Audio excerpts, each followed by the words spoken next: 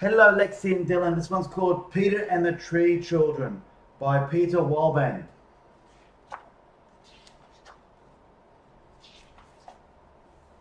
Every morning before Peter the Forester went out into the woods, he sat on the bench in front of his house. He sipped his coffee, listened to the birds sing, and watched the sun rise over the forest.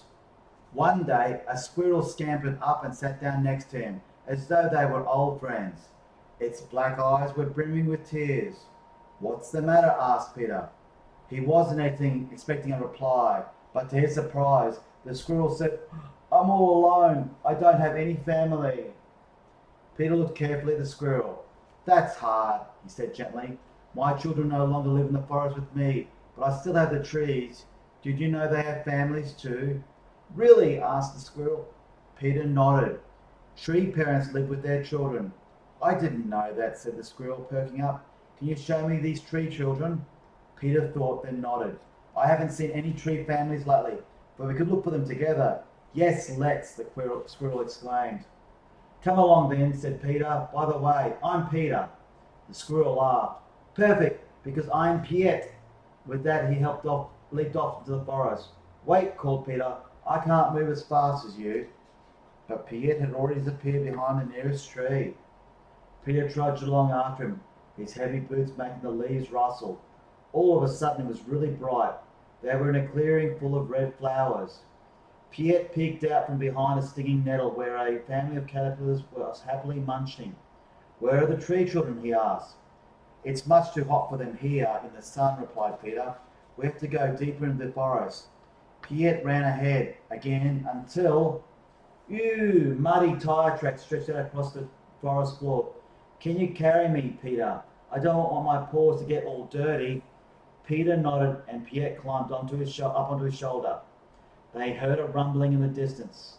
Peter followed the sound along the tracks. When they got to the end, there was a big machine busy cutting down trees. Peter shook his head sadly. "We won't find any tree children here either.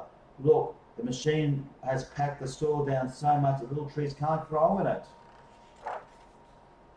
Piet and sighed and climbed down from Peter's shoulder.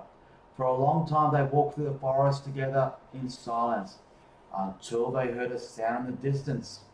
Piet's nose twitched. "Is that a bird?" Peter smiled. "Now that's my friend Dana and her horse." Branches snapped and the two of them appeared. "Whoa, Wotan!" The horse stopped.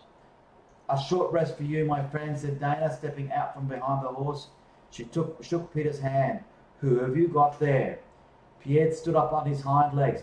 "I am Piet, and I'm looking for the tree children." "Ah, I see," Dana looked thoughtfully. "I haven't seen any for a while." "At least I won't have muddy paws here," said Piet. "The horse doesn't leave deep tracks." Peter picked up a handful of soil and it ran through his fingers. "Without machines, the earth stays soft and loose," he explained. "Your trees are lucky," Piet told Dana. Then he bounded over to Peter. "Come on, we've got tree children to find." After a while, Peter stopped to pick wild berries for a snack. "I prefer the seed in pine cones," started Piet, when suddenly a big bird swooped past. "Help! A hawk!" Piet jumped into Peter's arms. "Hey, off with you," Peter shouted at the bird. The hawk flapped its wings, releasing a shower of small feathers as it wheeled around and disappeared. Piet peered out from Peter's arm. "Is it gone?" "Yes, I think he's returned to his nest," said Peter. "So even he has a family," said Piet quietly. "Can you carry me in your jacket?" Piet whispered as he looked up into the tree tops. "Of course," said Peter. A narrow path led steeply uphill. The trees up high were small and twisted. Eventually the slope was bare. "This is a lovely place, but trees can't grow where there's no soil." "Oh, look at that," Piet called and bounded down to the clearing. Peter's face turned bright red. "Someone has cut down all the old trees. What an awful mess." "Aren't those tree children?" said Piet. He sniffed one of the seedlings the tree planters had planted. "They smell nice, a bit like oranges." "They only smell good to us," said Peter. "This smell is how trees talk to each other, and it means the trees don't feel so well. They miss being shadowed and protected by their families." Piet glanced down. "The poor little trees. This is not how I imagined it." imagined it at all. Some trees have a hard life, said Peter sadly. Let's see if we can find some happy ones. Slowly, Piet followed Peter. Finally, they arrived in an old beech forest. The silver grey trees formed a roof of leaves way up high. The forest was cool and dark. Piet pointed to small green wings fluttering above the ground. Look, there are butterflies everywhere. Peter laughed. No, those aren't butterflies. They're freshly sprouted beech children. I know how they got here, Piet giggled.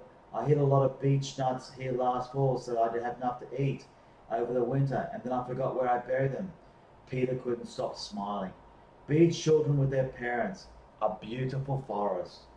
Piet bounded onto his knee. The most beautiful forest of tree children ever, and we found it. The sky was beginning to turn orange. Time to go home, said Peter. When they returned to the forest lodge, Peter made himself a cup of coffee and a snack for Piet. But Piet didn't want a snack. He hung his head. Piet, you're still upset. A tear rolled down the squirrel's nose. Everyone has a family, even the trees. Everyone but me. Peter set down his mug. He lifted Piet up so he could look him in the eye. I may not be a squirrel, but I like you very much. Do you want to stay with me? Piet's eyes grew wide.